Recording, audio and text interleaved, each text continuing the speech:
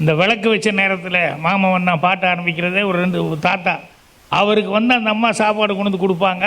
அவர் அதை வாங்கி பிசைஞ்சு அந்த அம்மாவுக்கு முதல் ஊட்டிட்டு அப்புறம் தான் சாப்பிடுவார். அதனால் அந்த முதல் வாய் ஊட்டினோன்னுமே ஃப்ரீஸ் பண்ணி விளக்கு வச்ச நேரத்தில் மாமன் வந்தால் பாட்ட ஆரம்பிக்கும். பொண்டாட்டி புருஷனை சொல்ல, புருஷனை பொண்டாட்டி சொல்ல, அதுவும் பகிரங்கமாக இப்படி ஒரு மேடை போட்டு சொல்கிறதுக்கான ஒரு வாய்ப்பு கிடச்சிருக்கு பாருங்கள். அவங்க மனசில் இருக்கிறத பூரா இங்கே கொட்டிக்கலாம். உலகம் உங்கள் கையில். உலகம் உங்கள் கையில்னா மதுரை கையில். எப்படி மதுரை கையில்? இன்றைக்கி உலகத்தில் எந்த மூலை முடுக்கு இருக்கிற ஏதாவது ஒரு விஷயத்தை நம்ம தெரிஞ்சுக்கணுன்னாலும் உடனே எங்கே போகிறோம்? கூகுளில் போய் தட்டுறோம் இல்லையா? அந்த கூகுள் சிஇஓ இருக்கிறதுலே ஹெட்டு சிஇஓ சுந்தர் பிச்சை, அவர் மதுரைக்காரர். அதனால தான் உலகம் உங்கள் கையில். அதே மாதிரி சொல்லி தெரிவதல்ல மன்மத கலை அப்படிம்பாங்க, சொல்லி தீர்வதல்ல மதுரையின் கலை. ஏன்னா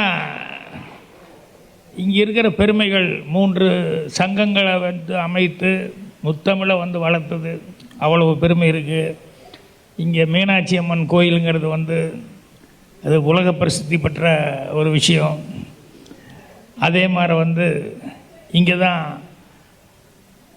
மாணிக்க வாசகர், அவர் ரொம்ப காலம் இங்கே இருந்திருக்காரு. அதுக்கப்புறம் எம்எஸ் சுப்புலட்சுமி அவர்கள், அவங்க உலகத்தில் எல்லா பக்கம் போய் இந்தியாவுக்கும் பெருமை தேடி தந்தவங்க. அவங்க மதுரையிலேருந்து பிறந்து வந்தவங்க தான். என்றென்றைக்கும் உயிர் வாழ்ந்து கொண்டுகிட்டே இருந்துருக்கார். தமிழ் எங்கே பேசுகிறாங்களோ அங்கெல்லாம் கவிக்கோ அப்துல் ரஹ்மான் அவர்கள் மதுரையை சேர்ந்தவர்கள் தான். இப்போ பட்டிமன்ற நிகழ்ச்சி நடக்குதுன்னா இதில் இன்றைக்கி எவர் கிரீனாக இருக்கக்கூடியது சாலமன் பாப்பையா ஐயா அவர்கள். இந்த ஊர் தான். எனக்கு சாலமன் பாப்பையா அவர்கள், ஞான சம்பந்தம், இவங்ககிட்டலாம் எனக்கு பிடித்த விஷயங்கள் என்னென்னா, சாதாரணமாகவே எனக்கு பாடம் சொல்லி கொடுத்த வாத்தியர்கள்னால் ரொம்ப பிடிக்கும். அதில் சாலமன் பாப்பையா, ஞான சம்பந்தம், இந்த மாதிரி தமிழ் சம்பந்தப்பட்ட வாத்தியார்னால் ரொம்ப பிடிக்கும். என்னென்னா கணக்கு வாத்தியார் கணக்கு மட்டும்தான் சொல்லிக் கொடுக்க முடியும், அதை சொல்லிக் கொடுப்பார். அதே மாதிரி சயின்ஸோ மற்ற இதெல்லாம் வந்து பார்த்திங்கன்னா அந்தந்த பாடங்களை மட்டும் சொல்லி கொடுத்துட்டு போவாங்க.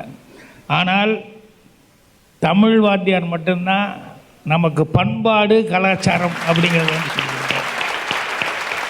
ஸோ தமிழை மட்டும் நமக்கு சொல்லிக் கொடுக்காம நமக்கு நம்ம கடைசி வரைக்கும் கடைப்பிடிக்க வேண்டிய பண்பாடு கலாச்சாரம் இதெல்லாம் வந்து அவங்க சொல்லிக் கொடுக்குறதுனால அது எனக்கு அவங்க மேலே ஏற்கனவே இருக்கிற மரியாதையை விட இந்த மரியாதை இன்னும் அதிகமாக எனக்கு இருக்குது.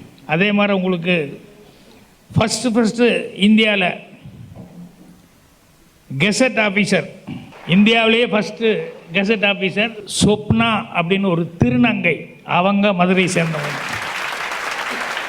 எல்லாத்துக்கும் பிறந்த ஊர் ஒன்றுன்னா நான் 2மே என்னென்னா எனக்கு 2 அப்பான்னு சொல்கிற மாதிரி எனக்கு 2 ஊர் பிறந்த ஊருங்கிற மாதிரி சொல்லுவேன். எனக்கு சொந்த ஊர் ஒன்று வந்து கோயம்புத்தூர் அப்படிங்கிறத சொல்லுவேன், இன்னொன்று வந்து மதுரையை வந்து சொல்லுவேன். நான் சாதாரணமாக பாக்யராஜா கோயம்புத்தூர்லேருந்து புறப்பட்டு வந்தவன். அதுக்கப்புறம் சினிமாவில் வந்து ஒரு நடிகர், இயக்குனர், இப்படி எல்லாமே பேர் வர அளவுக்கு நான் வளர்கிறதுக்கு என்னை வளர்த்து விட்டவர் என்னுடைய மரியாதைக்குரிய குருநாதர் அவர்கள். அவர் மதுரையை சேர்ந்தவர். சமீபத்தில் கூட அவர் 82 வயசாச்சு அப்படிங்கிறாரு. ஆனால் லண்டனுக்கு போய் இந்த சிம்பனி ஆர்கெஸ்ட்ரா, அது நம்ம ஊருக்கு நம்ம மதுரைக்கும் பண்ண போகிறவங்க எல்லாத்துக்குமே பெருமை தேடி கொடுத்தவர் இசைஞானி இளையராஜா அவர்கள். அதுக்கப்புறம் வந்து மரியாதைக்குரிய சொக்கத்தங்கம் கேப்டன் விஜயகாந்த் அவர்கள், அவரும் மதுரையை சேர்ந்தவர். இப்படி எல்லாமே மதுரைக்கு பெருமை சேர்க்குற அளவுக்கு நிறைய விஷயங்கள் இருக்குது. அதில் எனக்கு ரொம்ப சந்தோஷமாக இருக்குது. அப்புறம் 2வது வந்து எனக்கு ஆரம்ப காலத்திலேருந்து ரசிக மன்றங்கள் அப்படின்னு சொல்லி அமைச்சு சிறப்பாக இன்றைக்கி வரைக்கும் செயல்பட்டுருக்கிறது என்னுடைய மதுரை ரசிகர்கள் தான். அவங்கள இங்கே வந்து ராஜலிங்கம் கூப்பிட்டு கௌரவப்படுத்தினார். ரொம்ப சந்தோஷமாக இருந்தது. இளசை சுந்தரம் ரொம்ப நகைச்சுவையில் ரொம்ப சிறப்பான முறையில் பண்ணக்கூடியவர். அவர் காலமாயிட்டார், அவர் மிஸ் பண்ணுறேன் நான்.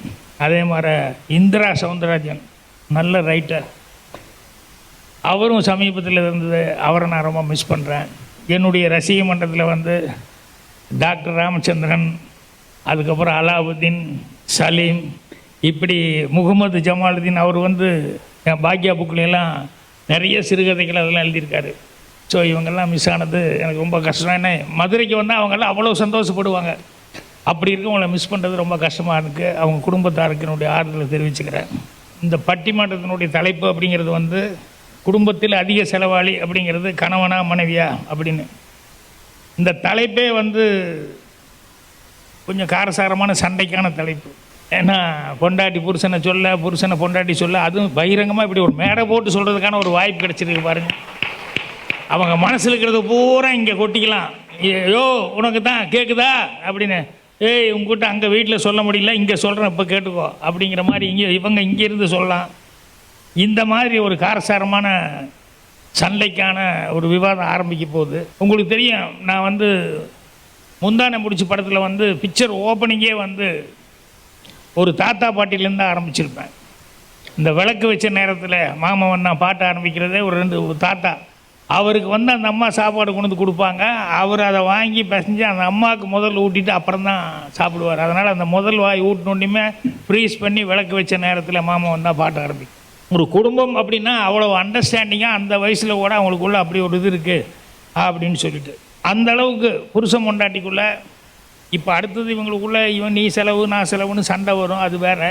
ஆனால் குடும்பத்துக்குள்ளே அண்டர்ஸ்டாண்டிங்காக இருக்கிறவங்க இருக்காங்களே, அவங்களையெல்லாம் நினைக்கும் போது ரொம்ப சந்தோஷமாக பெருமையாக இருக்கும்.